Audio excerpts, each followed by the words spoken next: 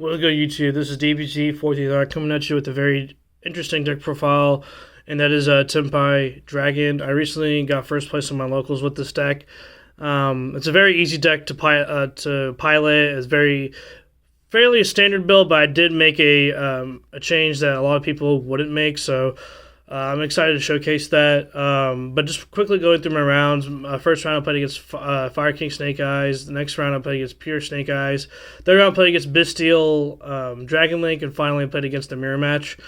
But yeah, I think this deck is it's pretty fun. It's pretty easy, and it's actually not too expensive relatively compared to a lot of the other meta decks. So yeah, I mean, without any further ado, let's get on with the deck profile.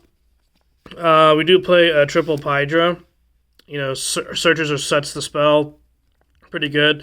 The set's also pretty cool because you can play around Joel and Lockbird, so that's pretty nice. And then we play triple Chundra. The guy who tutors out the other ones from deck, so pretty good. And then next we do play double Fadra. He brings back from the graveyard, so yeah, this is pretty standard. Next we do play the one Magnamhut. He is another Rhoda. It's a great hand trap right now. You can hit a lot of decks.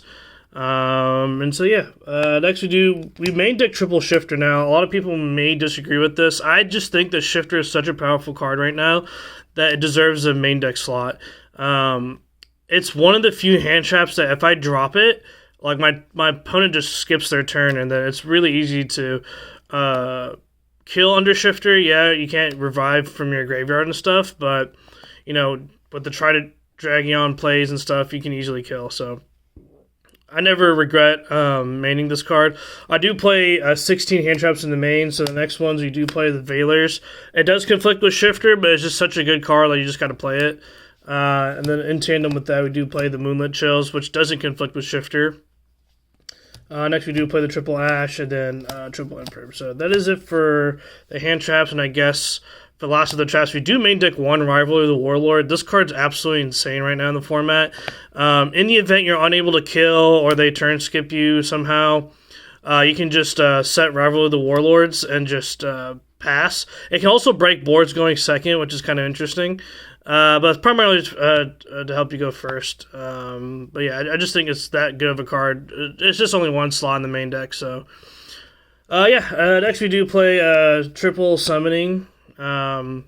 Stupid card. The fact that unaffected by stuff and then just gives the boost, and searches also is just insane.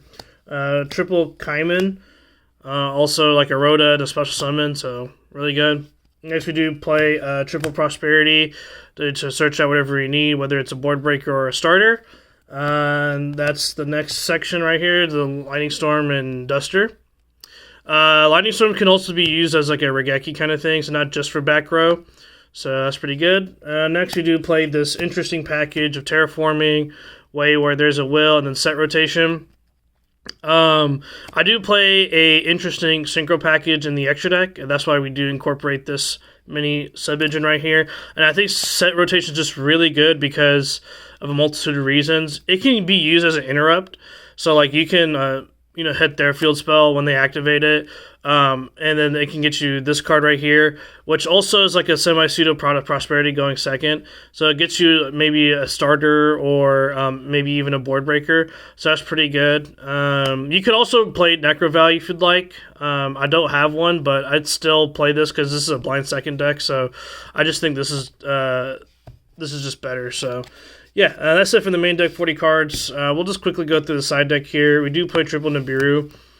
I don't main Nibiru. It could go in the main. I know it's pretty effective against Snake Eyes, but some other matchups are just horrible in the forms of like Branded and like Voiceless Voice and whatnot. So I decided it could go into the main, but I decided to main Shifter instead because it's just that broken of a card right now.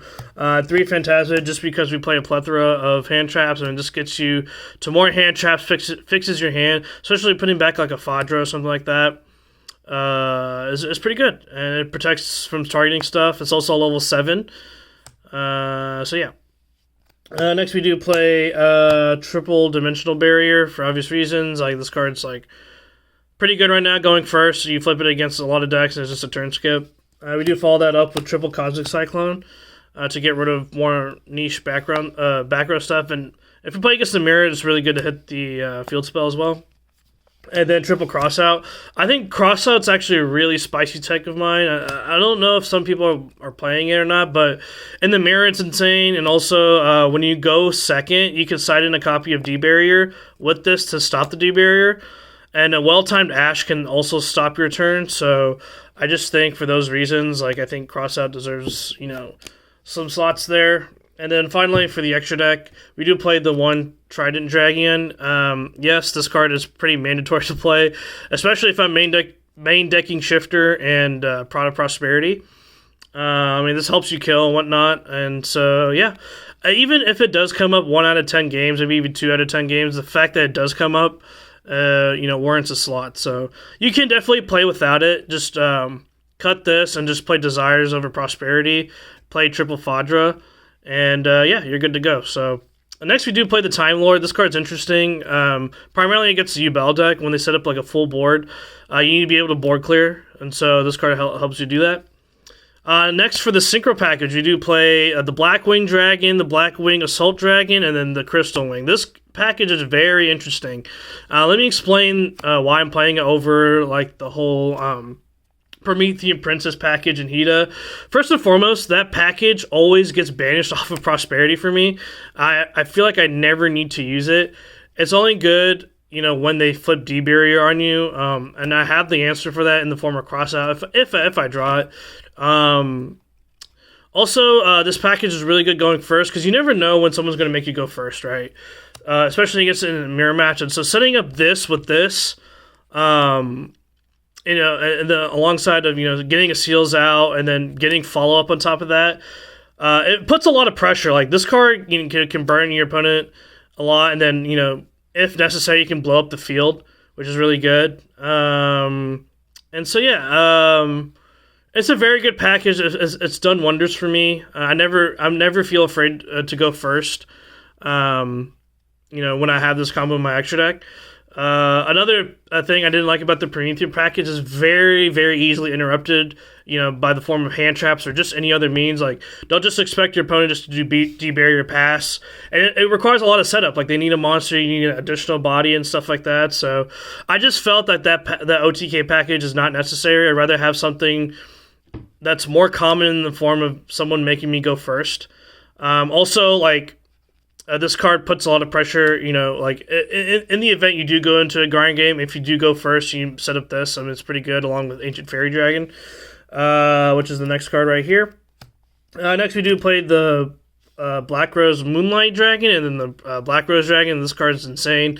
Just being able to, do a full clear without being interrupted with the field spell is insane. Just OTK, with any sort of follow-up. Moonlight's there to get rid of problematic cards. That's kind of just hard to remove. It's just kind of sticky. Next, we do play the one Odd Eyes Meteorburst Dragon. So when you do go in the battle phase, you can summon him prior to the battle phase, and then they can't activate any monster effects. So really good. Next, we do play the one Samurai Destroyer. When you do go against Kuibelt decks, this helps, get over that kind of stuff. The one Tzolkin, that also part of the Synchro package, to, facilitate the Crystal League and then the Assault Dragon. It's pretty good. Next, we do play this card. This card is just absolutely crazy. The fact that, you can revive it, put everything in attack mode, opponent can activate any card effects during the battle phase is just ridiculous. And then when it revives, you can destroy non-targeting. I'm thinking about cutting the Meteorburst Dragon potentially for the Kuibelt Dragon, just because you can just make this card and then go to battle phase and just go for game. Next we do play the double Biden. You need two because one for the initial for the Crystal Wing combo, you need one to use to banish off the Assault Dragon, and then on the follow up you need the second one. And then obviously we do play the one Seals, in the event, someone makes you go first, you have that line of play. So, yeah, it's just a very easy deck to play. I highly recommend, if you want to pick up a competitive deck that isn't too expensive and that's very easy to play, I highly recommend. If you guys have any questions or anything like that, feel free to post it below down on the video. I try to read all you guys' comments and reply to the best of my ability. Once again, thank you for watching and have a great day.